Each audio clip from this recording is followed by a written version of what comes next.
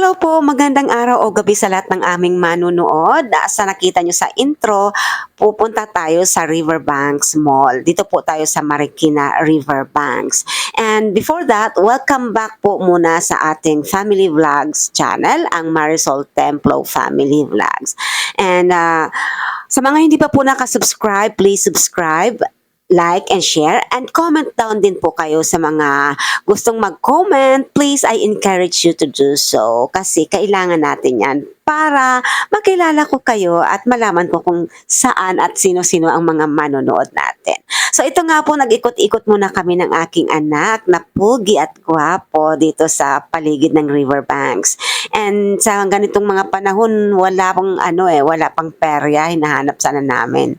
At medyo umaambon-ambon pa, kaya hindi ako gaanong makapag-vlog. So nakita nyo agad na nagsasalita sana ako dito, kaya lang may music and medyo maingay. And later sa mall, talagang voice over tayong to the max doon kasi maraming mga tugtog eh. Ayan, wala pa yung perya. So, yung kabila na nakita nyo, yun yung dampa na sikat sa kainan. So, ito na, papasok tayo sa mall kasi nga umaambon. Ayan, nauna na si ating maganda na nakadilaw. And si kuya, hinarangan yung camera talaga, So, ito na nga po, nandito na tayo sa Marikina Riverbanks Mall. Ayan. Naghanap kami muna ng makakainan kasi nagutom kami eh. Alam niyo, sa paglakad ng lakad, nakakagutom talaga. So, we decided to eat dito sa Chowking. But since na-run out of cash kami, hanap muna tayo ng ATM machine. And para makapag-withdraw, syempre, kailangan natin ng cash. At habang At habang nag-iikot-ikot kami, ayan, nakita namin maraming sale dito. Everyday sale pala dito, ang mura ng mga napamili namin dito. Ayan, nagkwento na ako. Ang dami naming nabili dito. Mga quality items na branded pero discounted talaga. Like yung sa Uniqlo, Guess, marami dito pati sa mga tawag nito, mga sapatos, marami dito talaga. So, ayan nga po, nag-ikot-ikot kami at hinahanap namin yung ATM. Medyo hindi pa namin alam. At ayan ang mga magagandang staff ng Oppo. And yun, magkakasunod-sunod yung mga cellphone store.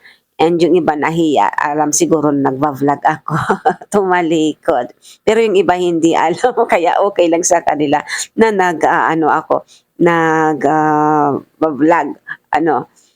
Naka-record ba ako? Okay. Minsan kasi hindi ko, ba yan, nabubulol na naman ako. Ang tagal naman makita namin yung ATM. Ayan medyo ang hirap talaga kasi mag voice over, lalo maramihan hindi naman ako kasing excited na mga kabataan na kung mag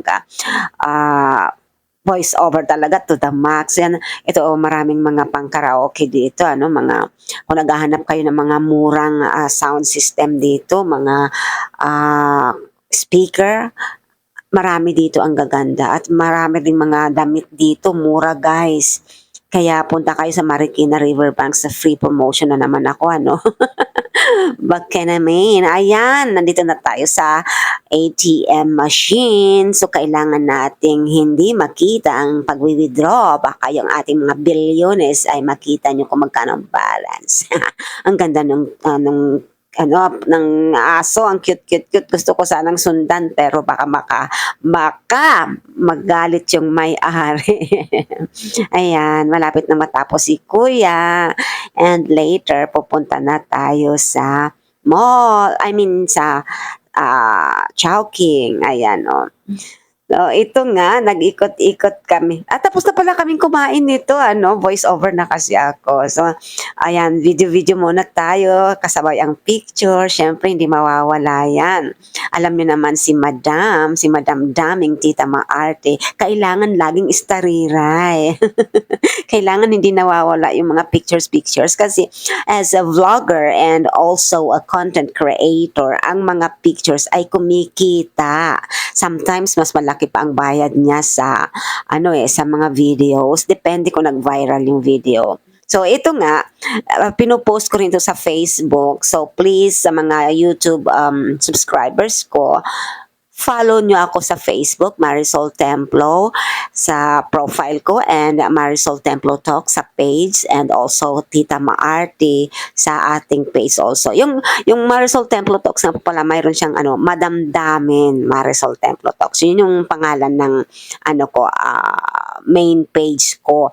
And doon ko pinopromote o pinopost yung mga real talk na mga natin videos. So manood kayo ng aking mga videos sa Marisol Templo Talks kasi nandoon marami po talaga kayong matututunan at ma, ma magkakapagbigay ng enlightenment sa inyo. So ayan nga po, tapos na kami mag-picture-picture, ikot-ikot na naman kami ulit.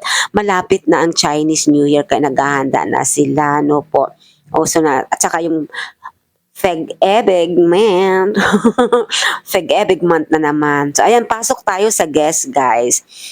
Mag-check tayo ng mga gamit. Ang gaganda ng mga bags dito. Ayan, no. Mahilig talaga ako sa bags kasi, and itong damit na ito, nung medyo kabataan ko pa, wow, bongga si Madam pag ako nagsuot niyan. Mahilig ako sa mga ganyan, no? Mga medyo totyali na, totyalin ko, no? Pero maganda talaga, bagay sa akin yun, no? Kahit nga ngayon, kung hindi lang ako medyo tumabata-ba, susuot ko pa yan. Pero kaya pa naman, depende sa size, ano? So, ayan, tingnan natin yung mga bags dito, ang gaganda. May nakita ako dito, so, ayan, around around 6,000 yata ito yung price niyan. Tapos nag-sale sila 4,000 something na lang. Ang gaganda ng mga bags nila, matitibay talaga. Iba talaga guys pag branded. Pero syempre, yung afford lang kung kaya, bili. Pag hindi, marami namang magagandang bags na quality din naman pero mura. Ito syempre mga may pangalan na sila. Ito, nagustuhan ko ito. Ang ganda-ganda yan, guys. So, di ba? Ang cute-cute. Bagay yan kay Madam. Ayan, nakita niyo yung price, di ba? Ang ganda-ganda niya talaga. Mahilig talaga ako sa mga bags. Hindi talaga nawawala sa akin yan. Pag kahit ngayon, ang dami kong mga sling bags, mga mga simpleng bags lang naman. Ang sinasabi ko lang naman is mahilig talaga ako mag-collect, lalo na nung dalaga pa ako and nagwo-work ako. No? So, may mga bags ako na pero naiingatan ko yan. Hindi ko pa nasubukang mag-bag ng mga mamahalin talaga like yung mga luxury bags. Wala pa akong ganun. Pero aabot tayo dyan. Ayan o, ganda-ganda nung suot nung sa mannequin. Ayan, nagsusuot ako ng ganyan dati. Kaya ko pa yan. Yung bestida doon. Si Madam Damin habang tumatanda, nako, lalong bumabata. Batang isip, sa puso lang. Yun. Ay, kita nyo, ang mumura ng mga, di ba, damit. Sale sila. Umabot sila ng around 60% sa, off sa mga bentahan. Ito nga guys, kita nyo, 129 lang. Ang ganda-ganda talaga ng tela niya, yung cut niya, yung design niya. I don't know bakit ang mura nilang binibenta. Parang mga imported po ito galing sa ibang bansa. Mga overruns siguro. Imagine, 129 lang yan. Samantalang sa sa mga Tiangge, mabibili yan 200 na, di ba? Pero ito, ang ganda ng tahe, ang ganda ng tela, ang ganda ng design, ang ganda talaga ng quality guys. Kaya, napabili kami ng 4 na piraso. Di ba, mura na samantalahin. Di ba?